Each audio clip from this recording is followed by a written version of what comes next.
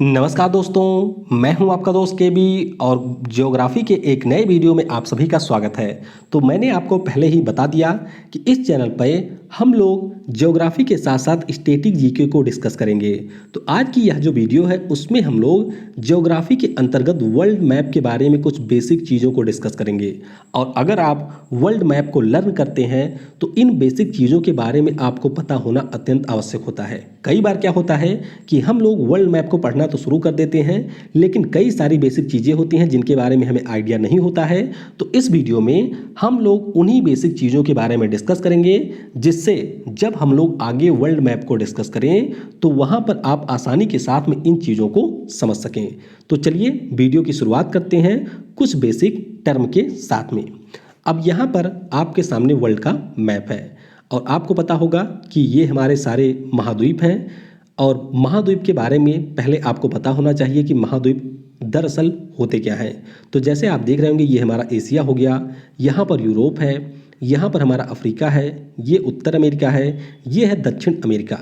अब अगर आपसे कोई डिफिनेशन पूछ ले कि महाद्वीप यानी कि कॉन्टिनेंट होते क्या हैं, तो सिंपल शब्दों में आप ये कहेंगे कि हमारे स्थल का वह बड़ा हिस्सा जो किसी अन्य स्थलखंड से किसी जलराशि से अलग होता है, तो उसे हम लोग कहते हैं महाद्वीप यानी कि कॉन्टिनेंट। अब ये जरूरी नहीं है कि कोई जो हमारा बड़ा लैंड मास है वह लैंड मास से ही अलग हो या फिर किसी जलराशि से अलग हो। जैसे कि अगर हम लोग एशिया की बात करते हैं तो यहाँ पर आप एशिया को देख सकते हैं। यहाँ पर यूराल पर्वत होगा और यूराल पर्वत से हमारे यूरोप और एशिया दोनों अलग होते हैं। और उसी प्रकार से आप यहाँ पर ये भी देख सकते हैं कि जो हमारा एशिया है वह अफ्रीका से यहाँ पर एक पतली जलराशि से अलग होता है। तो सिंपल शब्दों में आप कह सकते हैं कि हमारे स्थल का वह बड़ा हिस्सा जो किसी अन्य स्थल खंड से, यानी कि हम बात कर रहे हैं यूरोप की या फिर हम बात कर रहे हैं अफ्रीका की, किसी स्थल खंड से या फिर किसी जलराशि से अलग होता है। तो यहाँ पर ये स्थल खंड से अलग हो रहा है और यहाँ पर आप देखेंगे कि ये हो रहा है जलराशि से अलग, तो उसे हम लोग कहते हैं महाद्वीप। उसके बाद में एक टर्म आता है द्वीप, यानी कि आइलैंड। आइलैंड की बात करते हैं तो वह हमारे स्थलखंड जो कि महाद्वीपों की तुलना में छोटे होते हैं और वे चारों तरफ जल से घिरे रहते हैं। जैसे कि यहाँ पर आप देख सकते हैं, ऑस्ट्रेलिया को भी हम एक द्वीप कह सकते हैं। हालांकि ये द्वीप नहीं है, यह एक हमारा कॉन्टिनेंट में काउंट किया जाता है। यहाँ पर आप देखेंगे ग्रीनलैंड हमारा हो गया, जो कि दुनिया का सबसे बड़ा द्वीप है। तो द्वीप के बारे में सिंपली आपको ये याद रखना है कि वह स्थलखंड जो चारों तरफ जल से घिरा रहता है उसे हम लोग कहते हैं द्वीप। और हमारे महाद्वीपों की तुलना में ये जो द्वीप होते हैं ये छोटे होते हैं। इसके बाद में एक टर्म आता है प्रायद्वीप, यानी कि पेनिनसुला। तो पेनिनसुला भी एक प्रकार का हमारा स्थलखंड होता है और इसकी खास बात ये होती है कि यह तीन तरफ से जल से घिरा होता है। जैसे आपने सुना होगा इंडियन सब कॉन्टिनेंट, सॉरी इंडियन पेनिनसुला। तो इंडियन पेनिनसुला की जब हम लोग बात करते हैं तो यहाँ गुजरात से लेकर के पश्चिम बंगाल तक का जो रीजन है ये पूरा, इसे हम लोग इंडियन पेनिनसुला कहते हैं, यानी कि भारतीय प्रायद्वीप। क्योंकि आप देखेंगे यहाँ पर अरब सागर हो गया, ये हमारा बंगाल की खाड़ी है, नीचे हिंद महासागर है। तो जो हमारा इंडियन पेनिनसुला है यह तीन तरफ से जल राशियों से घिरा हुआ है। तो सिंपली द्वीप चारों तरफ से घिरा होता है और जो हमारे प्रायद्वीप होते हैं वह तीन तरफ से जल से घिरे होते हैं। इसके बाद में अगला हमारा आता है उपमहाद्वीप, जिसे हम लोग सब कॉन्टिनेंट के नाम से जानते हैं। अब ये सब कॉन्टिनेंट क्या होता है, तो पहले आप यहाँ पर इसकी डेफिनेशन देखिए। उपमहाद्वीप यानी कि सब कॉन्टिनेंट किसी महाद्वीप का हिस्सा होता है जो किसी भौगोलिक संरचना के द्वारा महाद्वीप से अलग होता है। अब यहाँ पर हम लोग एग्जाम्पल लेंगे अपने देश भारत की। अब यहाँ पर अगर हम लोग बात करते हैं तो एशिया हमारा एक महाद्वीप है और जो हमारा भारत है ये इसी महाद्वीप का हिस्सा है। लेकिन कई बार आपने सुना होगा इंडियन सब कॉन्टिनेंट, यानी कि भारतीय उपमहाद्वीप। अब भारतीय उपमहाद्वीप इसलिए हम कहते हैं क्योंकि यहाँ पर होता है हिमालय पर्वत। और आप देख सकते हैं कि हिमालय पर्वत एक ऐसी प्राकृतिक भौगोलिक संरचना है जो कि एशिया से हमारे भारत को अलग करती है। तो जब उपमहाद्वीप की बात आए या कोई आपसे पूछे कि उपमहाद्वीप होते क्या हैं, तो आप सिंपल शब्दों में ये कहेंगे कि जो हमारे उपमहाद्वीप होते हैं दरअसल वे हमारे महाद्वीप का ही हिस्सा होते हैं, लेकिन जब वे किसी प्राकृतिक भौगोलिक संरचना से एक महाद्वीप से अलग अपना स्थान रखते हैं तो उन्हीं को हम लोग कह देते हैं उपमहाद्वीप यानी कि सब कॉन्टिनेंट। तो आई होप अब आपको ये सारी चीज़ें समझ में आई होंगी। अगर इनमें से किसी भी टर्म में आपको डाउट है तो नीचे आप कमेंट सेक्शन में ज़रूर पूछिएगा, मैं सभी के रिप्लाई देता हूं और कोशिश करता हूं कि किसी को मेरे वीडियो देखने के बाद में कोई डाउट ना रहे। तो यहाँ पर हमने समझा महाद्वीप क्या होता है, द्वीप क्या होता है, प्रायद्वीप क्या होता है और उपमहाद्वीप क्या होता है। अब हम लोग चलते हैं आगे और यहाँ पर बात करेंगे सागर यानी कि सी क्या होता है और महासागर ओशियन क्या होता है। तो सबसे पहले महासागर की अगर हम लोग बात करते हैं तो महासागर मुख्य रूप से हमारे एक विशाल जल राशि होती है। जैसे कि यहाँ पर हमारा प्रशांत महासागर हो गया, ये हमारा अटलांटिक महासागर पूरा हो गया, ये हमारा हो गया यहाँ पर हिंद महासागर, इसी प्रकार से सदर्न महासागर। तो ये सारे हमारे जो हैं इन्हें हम लोग कहते हैं महासागर और ये एक विशाल जल राशि होती हैं। अब बात करते हैं सी की यानी कि सागर क्या होते हैं। तो जो हमारे सागर होते हैं दरअसल वे कुछ और नहीं बल्कि किसी महासागर के एक छोटे से हिस्से होते हैं। जैसे कि आप देखेंगे हिंद महासागर, तो ये जो पूरा रीजन है, जैसे कि हम बंगाल की खाड़ी को ले लें, अरब सागर को ले लें, तो एक तरीके से कहेंगे ये पूरा हमारे हिंद महासागर में ही आता है। तो जो हमारे सागर होते हैं वे महासागर के ही हिस्से होते हैं, लेकिन वे हमारे तट रेखा के पास में यानी कि स्थल खंड के पास होते हैं। जनरली क्या होता है, आपको किसी बड़े महासागर के भीतर यहाँ पर सागर नहीं मिलेगा। जो आपको सागर मिलेंगे वह सारे हमारे यहीं तट रेखा के पास मिलेंगे। जैसे कि अरब सागर आप देखेंगे तो ये हमारे भारत के पास में ही पड़ता है। तो महासागर एक विशाल जलराशि होती है यानी कि ये बड़े होते हैं एरिया में भी, वॉल्यूम में भी, लेकिन अगर हम लोग सी यानी कि सागर की बात करते हैं तो ये हमारे इन्हीं महासागरों के हिस्से होते हैं। और जनरली जो हमारे सागर होते हैं वे आपको स्थल के पास यानी कि तट रेखा के पास ही मिलेंगे। तो ये होता है हमारा सी और ओशियन। इसके बाद में एक टर्म आता है जिसे हम लोग कहते हैं बे और गल्फ। अब दोनों की अगर हम लोग यहाँ पर हिंदी में बात करें तो दोनों का ही मतलब होता है खाड़ी। तो वैसे यहाँ पर हम लोग सबसे पहले बात करेंगे गल्फ के बारे में। तो गल्फ क्या होता है, गल्फ भी जमीन से घिरी हुई एक बड़ी जलराशि होती है, लेकिन इनकी खास बात यह होती है कि इनका जो प्रवेश द्वार होता है यानी कि गल्फ में जो एंट्रेंस का स्थान होता है वह छोटा होता है। जैसे आप देखेंगे ये हमारा है यूएसए और यहाँ पर है मैक्सिको और इसके बीच में आपको मिलेगा गल्फ ऑफ मैक्सिको। तो गल्फ ऑफ मैक्सिको को आप देखेंगे तो ये हमारा एक जलराशि है जो कि ज़मीन से घिरा हुआ है लगभग चारों तरफ से, और यहाँ पर जो एंट्रेंस है वह आपका काफ़ी ज़्यादा छोटा है, तो इसे हम लोग कहते हैं गल्फ। अब वहीं पर अगर हम लोग बे की बात करते हैं तो बे जो हमारे होते हैं ये गल्फ की तुलना में कम ज़मीन से घिरी हुई जलराशि होती हैं। यहाँ पर हम लोग देखेंगे बे ऑफ बंगाल को। तो बे ऑफ बंगाल को अगर आप लोग देखेंगे तो यहाँ पर आप देखिए ये केवल इतने तरफ से ही ज़मीन से घिरा हुआ है। और अगर हम लोग एंट्रेंस की बात करते हैं तो जो हमारे बे होते हैं इनमें एंट्रेंस का जो द्वार होता है यानी कि जिससे हम प्रवेश करते हैं बे में वह काफ़ी खुला हुआ होता है। तो यहाँ पर आप सिंपली समझ सकते हैं कि जो हमारे गल्फ होते हैं, जो हमारे बे होते हैं, इनमें वैसे तो खास तौर पे कोई डिफरेंस नहीं होता है, लेकिन गल्फ हमारे ये मैक्सिमम तरफ से लैंड से घिरे होते हैं और जो हमारे बे होते हैं ये हमारे गल्फ की तुलना में कम एरिया में घिरे होते हैं लैंड से। गल्फ का हमारा जो एंट्रेंस होता है यानी कि प्रवेश द्वार होता है ये छोटा होता है, जबकि बे का जो प्रवेश द्वार है ये काफ़ी ज़्यादा बड़ा होता है। और हिंदी में दोनों को ही हम कहते हैं खाड़ी। क्या कहते हैं? खाड़ी। तो गल्फ ऑफ मैक्सिको और बे ऑफ बंगाल से इसे आप आसानी से समझ सकते हैं। अब यहाँ पर आपको ये भी ध्यान रखना है कि ये कोई यूनिवर्सल डेफिनेशन नहीं होती है, कई जगह पर इनका वायलेशन भी होता है। जैसे आप बे ऑफ बंगाल को देखें और इस साइड में अरब सागर को देखें तो इसे हम लोग बे कहते हैं, इसे हम लोग सागर कहते हैं, जबकि दोनों में कोई बहुत ज़्यादा अंतर नहीं है। एक तरह से अगर आप अरब सागर की भी बात करें तो वह भी कुछ इसी प्रकार से बे की संज्ञा में रखा जा सकता है, लेकिन अलग अलग नाम होते हैं तो नाम रखने की बात है। इसको हमने बे ऑफ बंगाल रख दिया है और इसको हमने रख दिया है अरब सागर। अब हम लोग आगे बात करेंगे चैनल और स्टेट की। तो ये क्या होते हैं, आइए इनको भी समझते हैं। स्टेट की अगर हम लोग बात करते हैं तो जब दो हमारी बड़ी जलराशियां होती हैं और उनको जोड़ने के लिए एक पतला सा मार्ग होता है तो उसे हम लोग कहते हैं स्टेट। एक बहुत ही महत्वपूर्ण स्टेट है जिसका नाम है स्टेट ऑफ जिब्राल्टर। काफ़ी बार इससे प्रश्न भी पूछा जा चुका है। तो यहाँ पर आप देखेंगे कि ये हमारा है मेडिटेरेनियन सी और यहाँ पर आपको मिलेगा अटलांटिक ओशियन। अब ये दोनों काफ़ी बड़ी जलराशि हैं और इनको ये जो हमारा स्टेट ऑफ जिब्राल्टर है ये आपस में कनेक्ट करता है। तो स्टेट सिंपली हमारा एक ऐसा संकीर्ण मार्ग होता है, यानी कि एक ऐसा सकरा रास्ता होता है जो कि दो बड़ी जलराशियों को जोड़ता है। और उसी प्रकार से अगर हम लोग चैनल की बात करते हैं तो जो हमारे चैनल होते हैं ये भी मुख्य रूप से दो सागरों को जोड़ते हैं और ये स्टेट की तुलना में चौड़े होते हैं। तो यही इनके बीच में डिफरेंस होता है। जैसे आपने देखा होगा 8 डिग्री चैनल जो कि हमारे बे ऑफ बंगाल में होगा, हम लोग उसको भी अलग से डिस्कस करेंगे।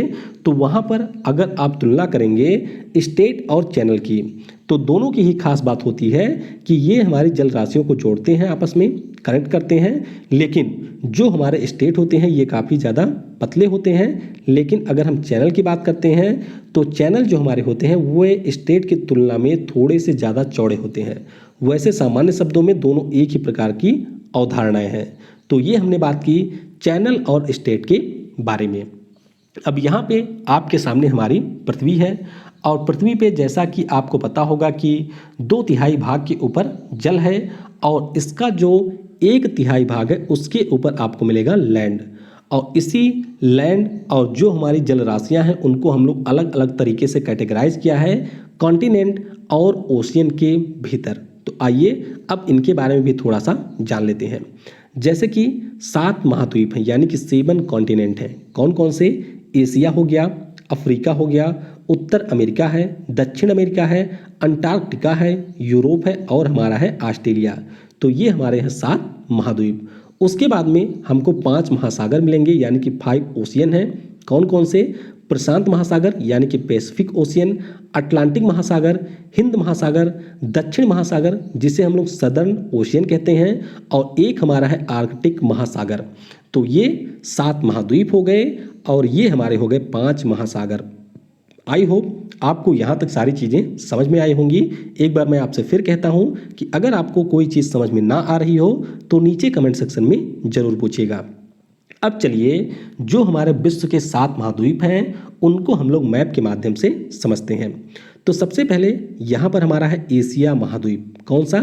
एशिया महाद्वीप। और हम सभी लोग यानी कि जो भारतवर्ष देश है ये हमारे एशिया महाद्वीप के अंतर्गत ही आता है। एशिया के बाद में दूसरा हमारा है यूरोप। कौन सा? ये हमारा है यूरोप। उसके बाद में यहाँ पर आपको मिल जाएगा अफ्रीका। अफ्रीका के बाद में यहाँ पर आपको मिल जाएगा उत्तर अमेरिका और उसके बाद में यहाँ पर आपको मिलेगा दक्षिण अमेरिका। तो ये हमारे 5 हो गए। इसके बाद में अंटार्कटिका यहाँ पर आपको मिलेगा और एक हमारा और है जिसे हम लोग ओशिनिया या फिर ऑस्ट्रेलिया महाद्वीप भी कहते हैं। तो ये हमारे हो गए 7 महाद्वीप। अब यहाँ पर आपको बिल्कुल भी कुछ रटने की आवश्यकता नहीं है। ज्योग्राफी को अगर आपको बेहतर तरीके से समझना है तो आपको टेस्ट के बजाय डायग्राम में ही सोचना होगा। और जब आप डायग्राम से समझने में या सोचने में सक्षम हो जाएंगे तो ज्योग्राफी का किसी भी परीक्षा में किसी भी प्रकार का प्रश्न हो उसको आप आसानी से उत्तर दे सकते हैं। तो ये हमारे हो गए 7 महाद्वीप: एशिया, यूरोप, अफ्रीका, उत्तर अमेरिका, दक्षिण अमेरिका, ओशिनिया और अंटार्कटिका। अब यहाँ पर महाद्वीपों के संदर्भ में 2 प्रकार के प्रश्न आपसे परीक्षाओं में पूछे जाते हैं। कौन कौन से? एक तो आपसे क्षेत्रफल के अनुसार पूछा जा सकता है और एक आपसे जनसंख्या के अनुसार किस महाद्वीप का विश्व में कौन सा स्थान है ये भी आपसे पूछा जा सकता है। तो आइए सबसे पहले हम लोग बात करते हैं एरिया वाइज किस महाद्वीप का कौन सा स्थान है। तो यहाँ पर एरिया वाला जो होगा उसको हमने सफ़ेद में मार्क किया है और पॉपुलेशन के अनुसार हमने येलो में उसको मार्क किया है। कैसे? आइए इसको समझते हैं। अगर आपसे ये पूछा जाए कि क्षेत्रफल के अनुसार सबसे बड़ा महाद्वीप कौन सा है तो वो हमारा है एशिया महाद्वीप। यहाँ पर मैंने नाम नहीं लिखा है, केवल नंबरिंग की है जिससे आप विजुलाइजेशन कर सकें कि एशिया कहाँ पर है, यूरोप कहाँ पर है, अफ्रीका कहाँ पर है, उत्तर अमेरिका कहाँ है, दक्षिण अमेरिका कहाँ है, ये सारी चीज़ें आप स्वयं से विजुलाइज कर सकें।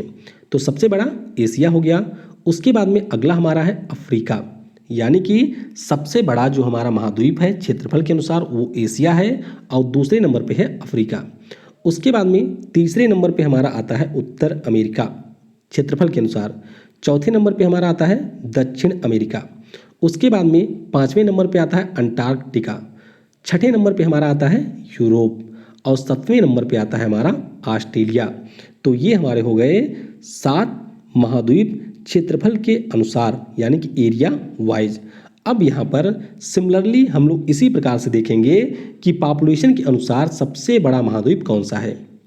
तो पॉपुलेशन के अनुसार या फिर हम लोग एरिया के अनुसार बात करें तो दोनों ही अनुसार सबसे बड़ा है हमारा एशिया महाद्वीप।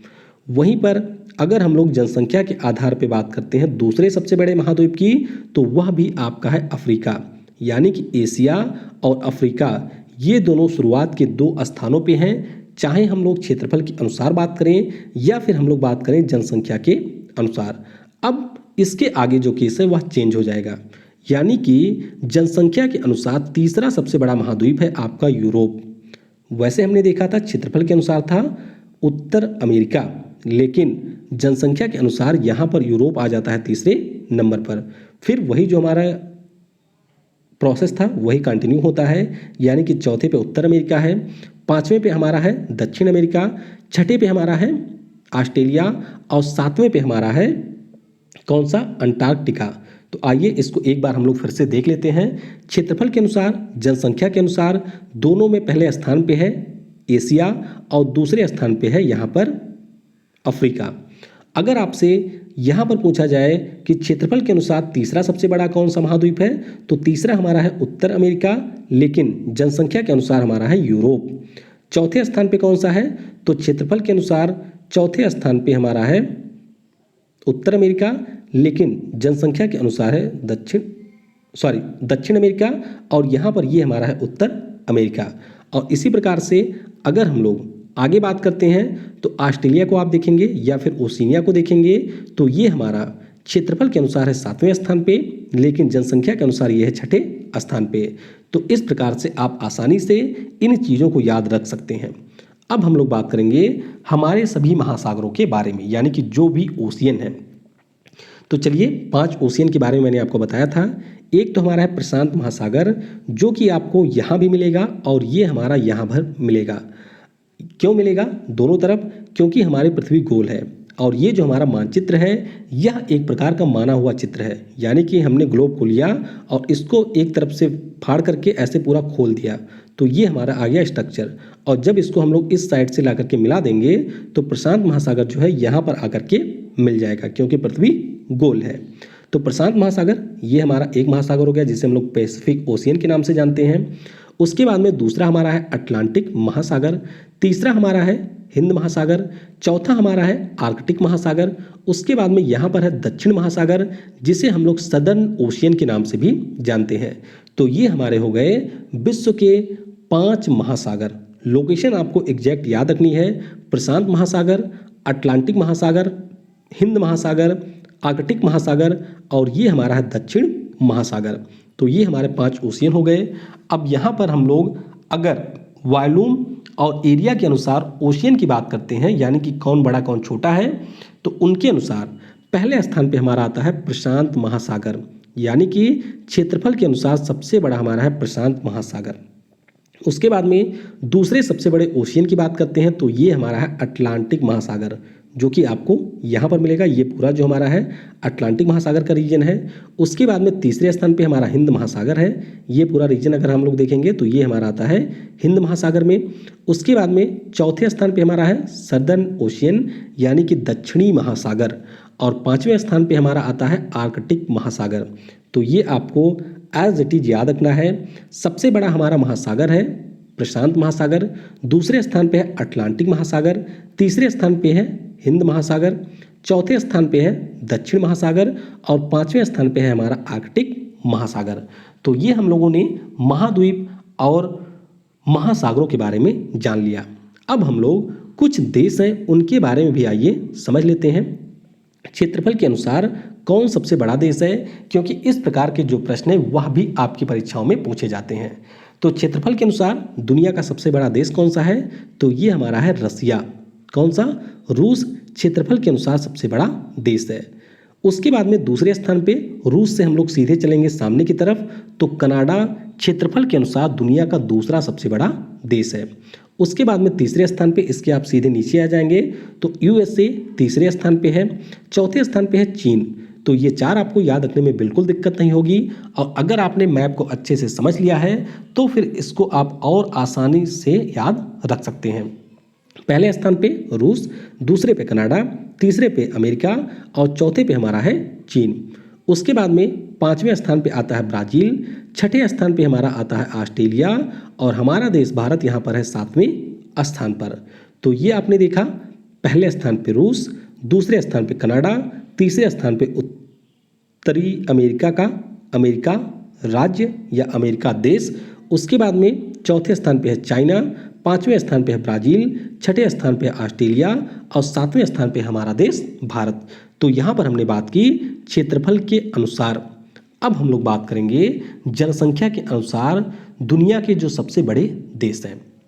तो जनसंख्या के अनुसार पहले स्थान पे हमारा पड़ोसी है, दूसरे स्थान पे हम स्वयं हैं, यानी कि पहले स्थान पे चीन, दूसरे स्थान पे है भारत, तीसरे स्थान पे कौन है, तो तीसरे स्थान पे है अमेरिका। और अगर हम लोग यहाँ वापस जाएं तो अमेरिका को आप देखेंगे क्षेत्रफल के अनुसार भी ये तीसरे स्थान पे है, यानी कि अमेरिका क्षेत्रफल के अनुसार और जनसंख्या के अनुसार दोनों ही अनुसार ये आपका आता है तीसरे स्थान पे। तो चीन हमने बात की पहले, भारत है दूसरे, अमेरिका है तीसरे, चौथे स्थान पे आ जाता है इंडोनेशिया। कौन है? इंडोनेशिया पॉपुलेशन के अनुसार चौथे स्थान पे है। और उसके बाद में जो हमारा पड़ोसी है पाकिस्तान, वो आपका रहा है पांचवें स्थान पे। तो इस तरीके से हम लोगों ने जो भी बेसिक चीज़ें आपको आवश्यक होती हैं जानना विश्व महाद्वीप के विश्व मानचित्र के अध्ययन से पहले, वो सारी चीज़ें हमने इस वीडियो में डिस्कस कर ली है। आई होप वीडियो आपको पसंद आया होगा। तो वीडियो के बारे में अपनी प्रतिक्रिया आप नीचे कमेंट में ज़रूर दीजिएगा। इसी प्रकार से हम लोग बहुत ही आसानी के साथ में पूरे ज्योग्राफी को डिस्कस करने वाले हैं। तो इसके लिए आप भी अपना सहयोग रेगुलर देते रहिएगा। और आपके लिए यहाँ पर एक छोटा सा प्रश्न है कि छठे स्थान पे जनसंख्या के अनुसार कौन सा देश है, उस देश का नाम आपको नीचे कमेंट में लिखना है। और जो लोग लिखेंगे तो इससे मुझे ये भी पता चलेगा कि कितने लोगों ने वीडियो को लास्ट तक देखा भी है। तो वीडियो को समय देने के लिए आप सभी को बहुत बहुत धन्यवाद। Thanks for watching. जय हिंद, जय भारत। और सबसे ज़रूरी, पढ़ेगा भारत तो बढ़ेगा भारत।